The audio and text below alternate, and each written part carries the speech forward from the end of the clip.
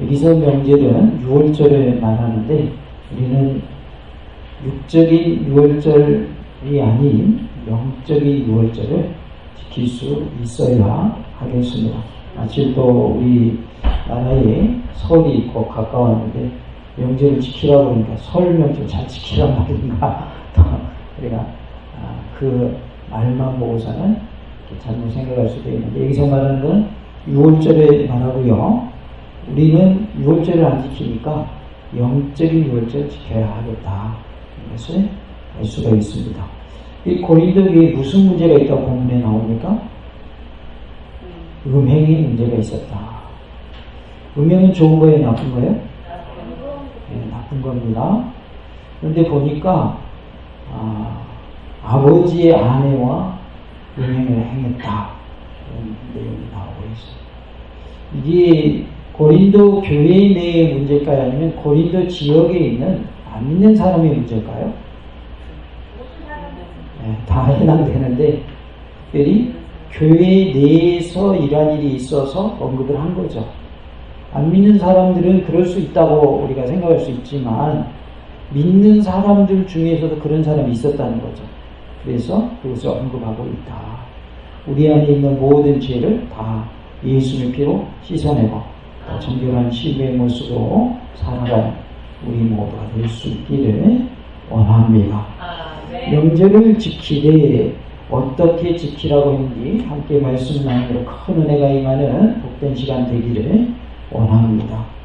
명절을 지키되 누르기 없이 오직 순전함과 진실함의 떡으로 하자라고 말씀하고 있습니다. 8절에 이러므로 우리가 명절을 지키되 묵은 누룩으로도 말고 악하고 악이 찬 누룩으로도 말고 누룩이 없이 오직 순전함과 진실함의 떡으로 하자라고 말씀을 하고 있습니다. 우리 8절 말씀을 다같이 한 목소리로 하나님 말씀 받겠습니다. 이러므로 우리가 명절을 지키되 묵은 누룩으로도 말고 악하고 악이 찬 누룩으로도 말고 누룩이 없이 오직 순전함과 진실함의 떡으로 하자. 아멘. 여기서 순전함은 동기의 순수함을 말하고 진실함은 행동의 순수함을 말하고 있습니다. 누룩이 없이라는 것은 죄의 습성을 버리고 라는 뜻인데요. 묵은 누룩과 악하고 악의에 찬 누룩이란 성도들이 그리스도 예수님께 속하기 이전에 지니고 있었던 죄의 습성을 말하고 있어요.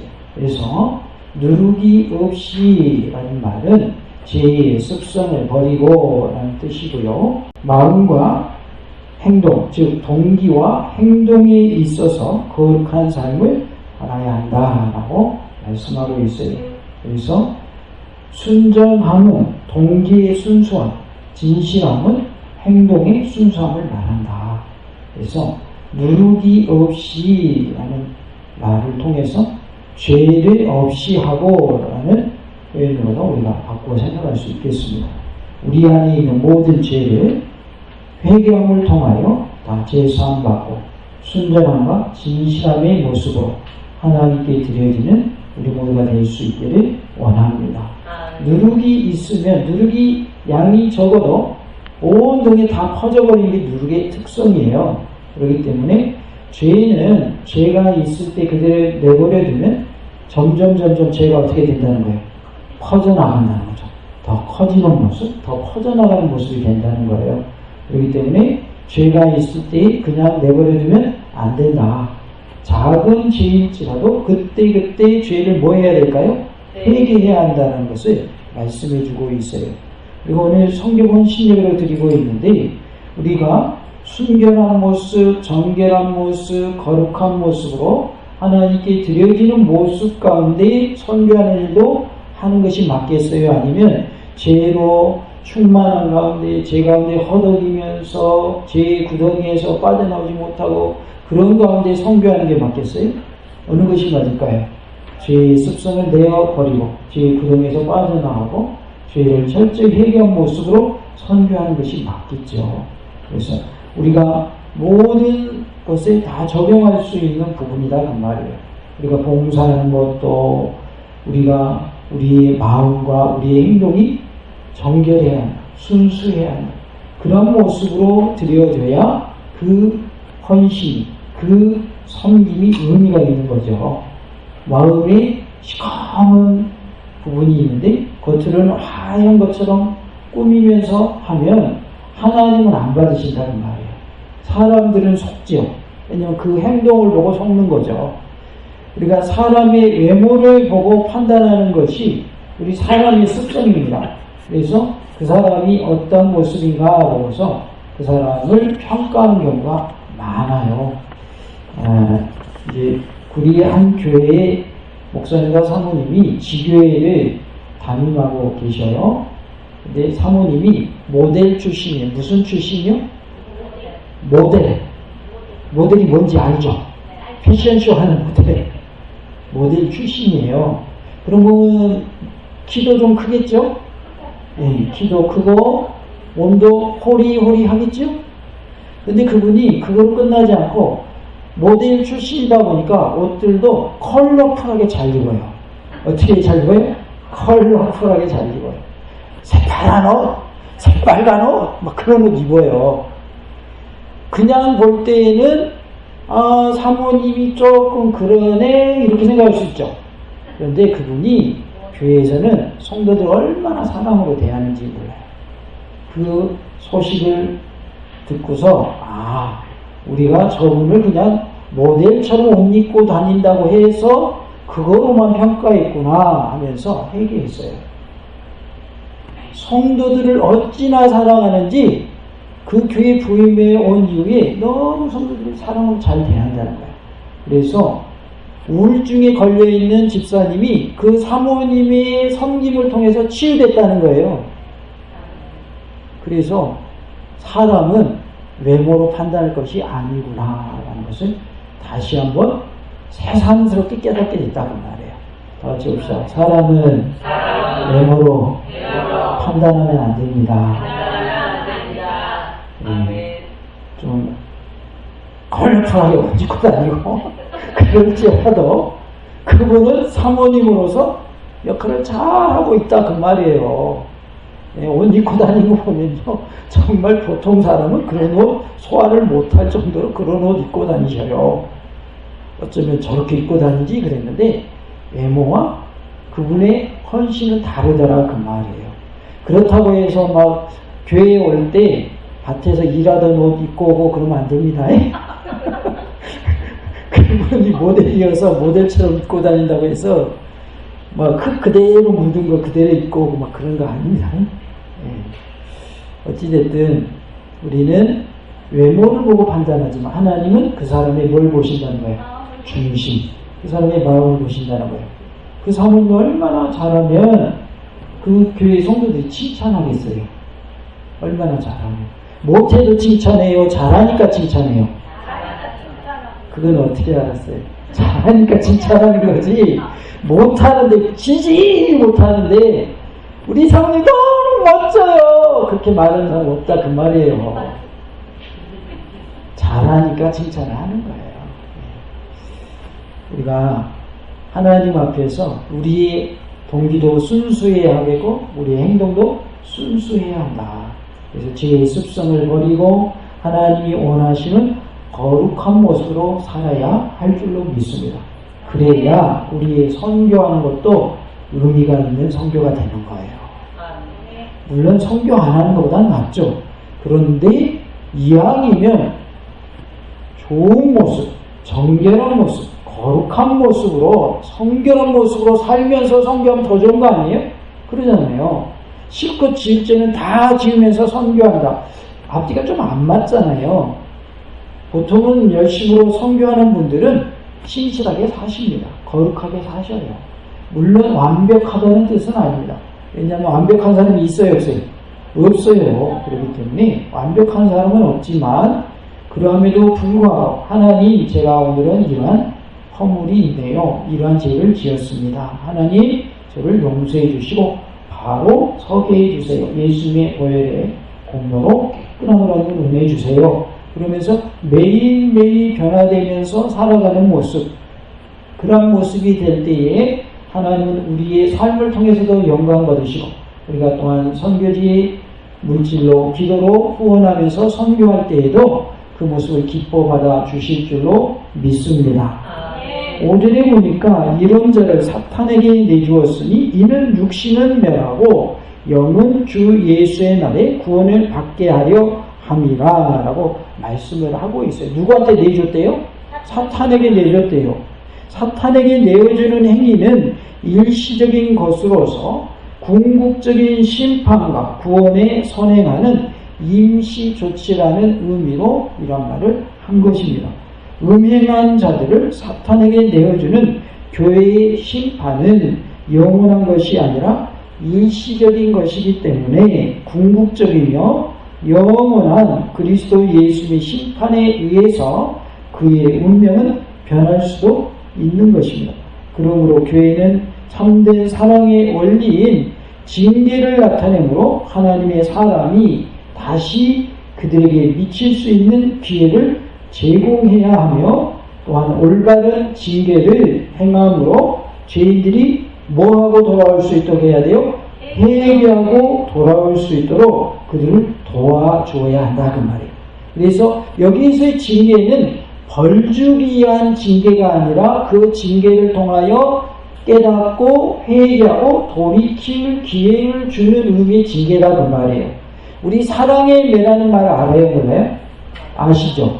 그냥 단순히 잘못한 것에 대해서 벌 주기 위한 것은 사랑의 매라고 해요? 안 해요? 안 하죠. 그러면 사랑의 매는 뭐예요? 그 매를 때림으로 인하여 돌이키고 바른 길로 가도록 하기 위해서 때리는 걸 사랑의 매라고 그러죠. 그런데 요즘에는 학교에서 매 들면 어떻게 되죠? 큰일 납니다. 큰일 나. 요새는 큰일 나. 사랑의 매라는 말이 요새는 통해야 안 통해요. 요새는 안 통하죠. 가정에서도 사랑의 매 든다고 매를 들었는데 옆집에서 신고하면 가정폭력으로 요즘에 끌려가죠. 그런 시대이긴 하지만 성경의 정신은 사랑의 매의 정신입니다. 하나님이 우리를 징계하시는 것도 단순히 벌 받아서 너 지옥 가라 그런 의미가 아니고, 내가 너 때리니까 너 아프지, 너 잘못했지, 회개해, 그리고 돌아서, 그래서 지옥 가지 말고 어디가? 천국 가, 그런 의미다 그 말이에요. 이것이 사랑의 매의 의미입니다. 이렇게 이제 사랑의 매를 드는 것이 징계의 의미라고 말씀하고 있습니다. 범죄자에 대한 징계의 목적을 살펴볼 수 있는 대목입니다.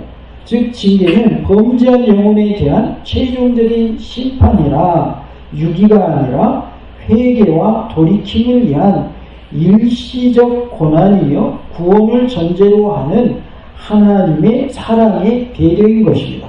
하나님의 사랑의 뭐라고요? 배려다. 다 같이 해볼까요? 하나님이 매를 때리시는 것은 사랑의 배려입니다.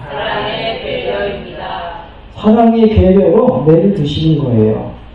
하나님이 우리에게 매를 드실 때는 야, 너 잘못했지, 너는 이제 지옥행이야, 그런 의미로 때리는 것이 아니라 너 지옥 가면 안 되니까 돌이켜, 너 아프지, 매 맞으니까 아프지, 깨달아, 너 뭐 잘못했는지 깨닫고 회개해, 그런 의미다라는 것이죠. 5절은 특히 범죄자를 그대로 방치하는 행위는 사랑이 아니라 무관심의 소치로서 그 사람을 멸망에 빠뜨리며 다른 사람들까지 함께 타락하게 만드는 범죄라는 사실을 말해주고 있고, 참된 징계의 정신은 사랑이라는 점을 극명하게 교훈해주고 있습니다. 그래서 징계는 무엇의 다른 표현이다? 사랑의 다른 표현이다 그 말이에요. 가끔 가다가 제가 이렇게 해야 됩니다 라고 하는 것은 성도들을 미워해서 하는 말일까요? 성도들을 사랑해서 하는 말일까요? 성도들 미워가지고 아이고 미워라 그래가지고 이렇게 해야 됩니다 라고 말할까요? 절대 그렇지 않습니다. 사랑의 마음으로 말씀드리는 거예요. 이렇게 해야 하나님 기뻐하시고요, 이렇게 해야 하나님 나라에 갈 수 있습니다. 그런 마음으로 하는 것이지 막 무조건 그냥 잘못에 대해서만 지적하기 위해서 하는 말씀이 아닙니다. 우리가 특송할 때에도 준비해서 하자고 그랬어요. 그냥 그 자리에 와가지고 인지해서 몇 장인지 알고 그렇게 하라고 그랬어요. 준비해서 하라고 그랬죠. 그러면 그렇게 하는 것이 맞다고 말하는 것이 성도들이 그렇게 하는 것이 미워가지고 진짜 미워가지고 한 것 같아요? 아니면 하나님 더 잘 섬기는 방법을 알려드리라고 그렇게 말씀드린 것 같아요? 뭐가 맞아요? 하나님 더 잘 섬기는 방법은 이겁니다. 이것이 더 정성스러운 거고 이것이 온전한 헌신입니다. 알려드리려고 그런 거지. 아이고 지질이 가르쳐줘도 말도 안 듣고 오늘은 엄청나게 혼내버려야지 그래가지고 한 게 아니다 그 말이에요. 미워하는 말이 아니라 더 잘 우리가 섬겨야 됩니다. 그런 의미에서 하나님을 더 기쁘게 해드리기 위해서 그런 말씀 드리는 거예요. 그러나 뭐의 다른 표현이라고요? 사랑의 다른 표현이다. 하나님 이와 똑같다 그 말이에요. 우리를 징계하실 때에는 단순히 매를 드시는 것이 아니라 사랑으로 우리를 다스리시기 위함이라는 것을 기억하시기 바랍니다. 6절에 너희가 자랑하는 것이 옳지 아니하도다라고 말씀을 합니다. 자랑하다라는 말은 자랑하는 표면적 행위를 뜻하는 것이 아니라 자랑하는 내용을 의미하고 있어요. 바울이 고린도 교회를 향하여 자랑할 것이 없다라고 말한 것은 단순히 그들 교회가 분열과 음행으로 가득 찬 교회이기 때문만은 아니다라는 것입니다. 고린도 교회의 문제점이 또 하나 있었잖아요. 그것이 분열이었죠. 지금 본문에서는 뭘 말하고 있어요? 음행을 말하고 있죠. 그들이 하나님의 은사를 가졌으며 하나님의 사랑을 입었음에도 그 사랑과 은사를 올바르게 사용하지 못하고 있음을 지적하고 있는 거예요. 그래서 하나님 주신 은사를 잘 활용해야 한다라고 말씀하고 있는 것이죠. 다시 말해서 그들이 은사를 가졌음에도 불구하고 그들의 은사를 죄악을 묵인하는 곳에 사용했다 그 말이에요. 사랑한다고 그래서 죄악을 묵인해도 되는 게 아니라 사랑하기 때문에 우리가 그 죄에서 돌이킬 수 있도록 해줘야 되는 거예요. 예를 들어서 이단에 빠졌어요. 근데 내가 그 사람을 사랑해요.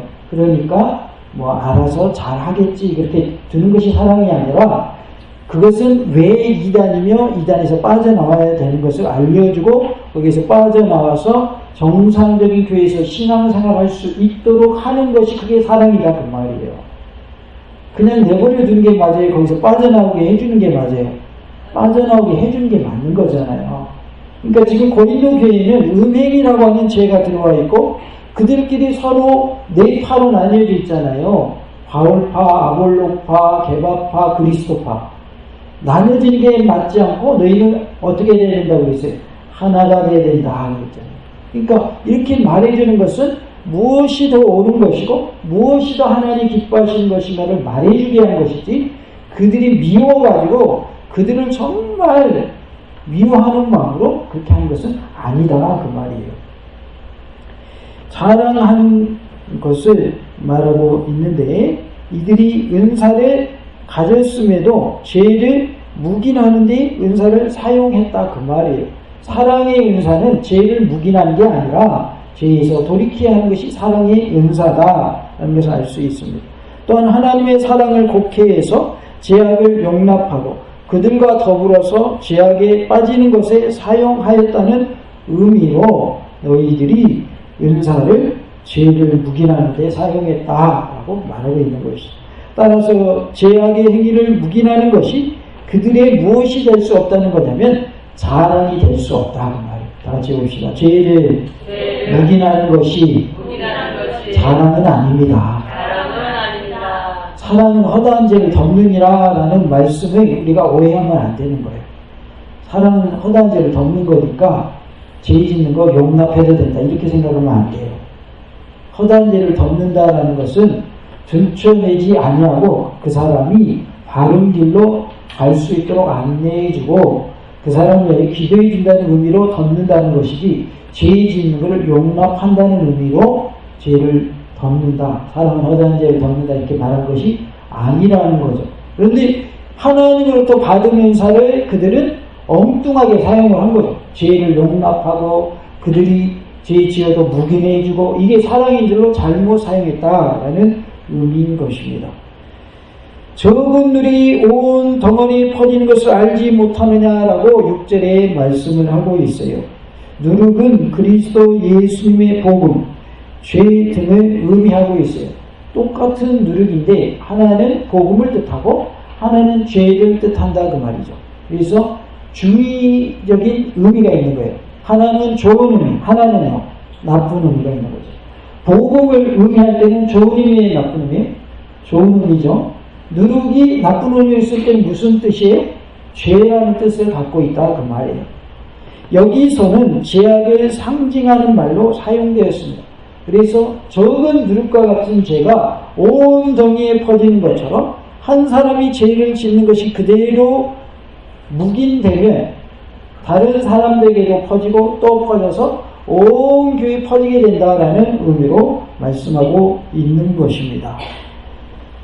본문의 상징적인 표현을 통해서 바울은 그리스도 예수를 믿는 성도들은 누룩, 즉 죄악으로부터 구속함을 받은 새로운 존재인 것과 죄악의 파급적인 영향력으로부터 교회를 보호하기 위해서는 그 모양이라도 뭐 해야 된다? 버려야 된다라는 것을 특별히 강조하고 있습니다. 죄는 그 모양이라도 버리라. 데살로니가전서 5장 22절 말씀하고 있어요. 죄는 뭐도 버려야 돼요? 모양이라도 버려라. 흉내도 내지 말아라. 라는 거예요. 봐주십시오. 죄는 흉내도 내지 말아야 합니다. 죄는 흉내도 내지 말아라. 라는 뜻입니다. 즉 바울은 그들의 자만이 결국 어떤 결과를 초래할 수 있는가에 대하여 누룩이라는 하나의 실예를 들어서 증명하고 있습니다. 누룩은 아주 작은 미량의 효소로서 그보다 몇 배나 더 큰 반죽 덩어리를 발효시키는 능력을 가지고 있고요. 시간이 지날수록 그 효력은 더욱 왕성해지는 성질을 가지고 있습니다. 의외의 범법자는 처음에는 그 이웃을 감염시키지만 결과적으로는 교회 전체를 부패시키는 엄청난 결과를 초래하게 됩니다. 고린도 교인들은 자신들의 지혜와 은사에 비하여 악의 요소인 누룩이 크게 보였을까요? 작게 보였을까요? 작게 보였던 것이죠. 그래서 자만할 수 있었을지 모르지만 그들 앞에 닥친 위협은 결코 작은 것이 아니었다는 말이에요. 그러니까 제가 아무리 작을지라도 그 작은 것은 우리에게 위협적인 존재가 된다는 것을 우리는 알아야 돼요. 그렇기 때문에 죄는 작은 것일지라도 우리가 다 떨쳐버려야 할 줄로 믿습니다. 네. 이렇게 처음에는 작아 보이지만 나중에는 큰 것이 되는 것이 죄의 결과다라는 것을 알 수 있고요. 고린도 교인들은 자신들의 지혜로 또 자신들의 은사로 이러한 죄를 이겨낼 수 있는 듯 이렇게 그냥 아무렇지도 않게 생각을 했던 것이죠. 이제 그들에게 필요한 것은 서로의 지혜를 자랑하는 것이 아니라 악으로부터 교회의 순결성을 유지하는 것이 중요하다 그 말이에요. 우리 삶 속에서 죄의 모습이 있다면 철저히 회개하는 은혜가 있기를 원합니다. 그러니까 죄를 철저히 회개합시다. 실제로 보니까 너희는 누룩 없는 자인데 새 덩어리가 되기 위하여 묵은 누룩을 내버리라 이렇게 말씀을 합니다. 하나님의 백성은 이미 죄로부터 해방된 사람들이고요. 그리스도 안에서 거듭나기 전에 타락한 옛사람을 벗어버리고 새 생명을 소유한 사람들입니다. 특별히 바울은 누룩 없는 자여야 한다라는 표현을 하지 않고 누룩 없는 자라고 선언하고 있습니다. 누룩 없는 자가 되어야 한다가 아니라 누룩 없는 자다라고 선언을 했다 그 말이죠. 그의 표현은 그들이 더 이상 죄의 지배를 받지 않을 뿐만 아니라 그리스도 예수 안에서 존재 자체가 새로운 피조물이 되었음을 강조하고 있어요. 그래서 보라 이제는 너희가 새로운 피조물이 되었다. 이전 것은 지나갔으니 보라 너희가 새로운 피조물이 되었도다 라고 고린도서 5장 17절에 말씀을 하고 있죠. 다 같이 봅시다. 우리는 예수님 안에서 새로운 피조물이 되었습니다. 우리는 새로운 피조물이 되었다는 거예요. 옛사람 다 벗어 던지고 이제는 새 사람의 옷을 입었다. 그러기에 우리는 새 사람의 삶을 살아야 할 줄로 믿습니다. 적극적으로 하나님의 명령에 순종해야만 하는 신분이 되었음을 우리는 알아야 합니다. 우리는 하나님의 명령에 뭐 해야 된다고요? 순종해야 한다. 다 같이 해볼까요? 새로운 피조물은 하나님의 명령에 순종해야 합니다. 뭐 해야 된다고요? 순종해야 돼요. 새로운 피조물이 옛 피조물처럼 옛 사람처럼 불순종한다면 그건 새로운 피조물이길 거부하는 삶이 되는 거죠. 새로운 피조물이 되었다면 이제는 순종하는 모습이 되시기 바랍니다. 다시 한번 해봅시다. 순종하며 살겠습니다. 순종하며 사시기를 간절히 원합니다. 만약 그들이 아직 거듭나지 못한 자들이었다면 바울은 그들을 향하여 묵은 누룩을 제거하라고 말하지 않았을 것입니다. 따라서 누룩 없는 상태는 그리스도인의 삶의 실제적인 상태로서 그들이 다시 묵은 누룩으로 돌아갈 수 없는 신분임을 강조하고 있어요. 너희는 묵은 누룩이 이제 없어졌다. 너희는 새로운 신분이야. 너희는 옛 신분으로 돌아가서는 안 돼라고 말하고 있는 말씀인 것이죠. 실제로 우리 유월절 양고 그리스도께서 희생되셨느니라 라고 말씀합니다. 예수님을 유월절 양이라고 표현을 합니다. 그래서 죽임당하신 어린 양이라고 표현하고요. 우리 예수님이 우리에게 유월절 양이 되어주셨어요. 그래서 나를 위해서 뭐 흘려주셨죠? 피 흘려주셨어요. 그 피가 내 죄를 사하는 능력이 있는 거예요. 그래서 예수님이 십자가에서 피 흘려주시고 내 죄를 사하여 주셨고 우리를 하나님의 자녀로 삼아 주셨으며 나로 하여금 하나님의 아들이신 예수님 그리고 나의 구원자 되신 예수님이심을 믿는 믿음으로 구원을 얻게 주셨습니다. 여러분들과 끝까지 예수님 믿는 믿음으로 승리하여 구원의 복을 누리는 은혜가 있기를 원합니다. 7절 하반절은 헬라어 원문에서 가르로 시작하고 있는데 가르라는 말은 왜냐하면이라는 뜻입니다. 이 왜냐하면의 뜻을 가진 가르는 왜 묵은 누룩을 버려야만 하는 것인가 라는 문제와 그들이 어떻게 누룩 없는 자가 되었는가 라는 이유를 암시해 주고 있습니다. 한마디로 요약하면 그리스도 예수님께서 희생양이 되셔서 그들의 백성의 죄를 다 도말하셨기 때문이라는 주장입니다. 그리스도 예수님의 죽음은 그들을 멸망으로부터 이끌어내었으며 또한 하나님의 백성으로 세워주셨습니다. 예수님의 죽음은 그래서 우리에게 큰 의미가 있습니다. 그리고 예수는 죽으신 것으로 십자가에 못 박혀 돌아가신 것으로 끝나지 아니하시고 뭐 하셨어요? 부활하셨죠. 예수님이 뭐 하셨다고요? 부활하셨어요. 그래서 부활한 분은 예수님 한 분밖에 없다. 하나님이 살려주셔서 부활한 사람은 예수님 한 분밖에 없다. 예수님이 나사로에 나오느라 해서 살려줬지만 나사로는 또 죽었어요. 왜냐하면 사람이니까 또 죽을 수밖에 없죠. 그러나 예수님은요 부활하신 후에 하늘로 올라가셨어요. 승천하셨어요. 지금도 살아계신 하나님 보좌 우편에 계신 그러니까 죽은 자로서 예수님처럼 부활한 사람은 있어요 없어요? 없어요. 예수님이 살려줘가지고 살아난 나사로와 같은 그러한 경우는 특수한 일이고 나사로는 또 죽었다든 그러나 예수는 부활하신 후에 지금도 살아계시고 역사하시는 줄로 믿습니다. 아멘. 바울은 누룩으로 시작된 비유를 유월절의 무교병과 유월절 어린 양이라는 또 다른 비유의 의미에 연결시키면서 그리스도 예수님의 희생으로 성취된 무교병에 참여한 자들은 더 이상 누룩 있는 떡을 먹지 않는다고 설명하고 있습니다.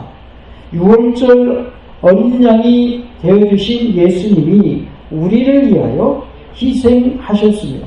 새 사람이 된 자로서 이제는 죄의 습성을 버리고 우리의 동기와 행동이 거룩한 삶, 순수한 삶을 살아가는 복된 삶이 다 되시기를 간절히 원합니다. 다 같이 봅시다. 죄의 습성을 버리고 동기와 행동이 거룩한 삶, 순수한 삶을 삽시다. 우리의 마음도 우리의 행동도 순수한 모습, 거룩한 모습으로 주님께 온전히 드려지는 우리 모두가 될 수 있기를 간절히 원합니다. 할렐루야!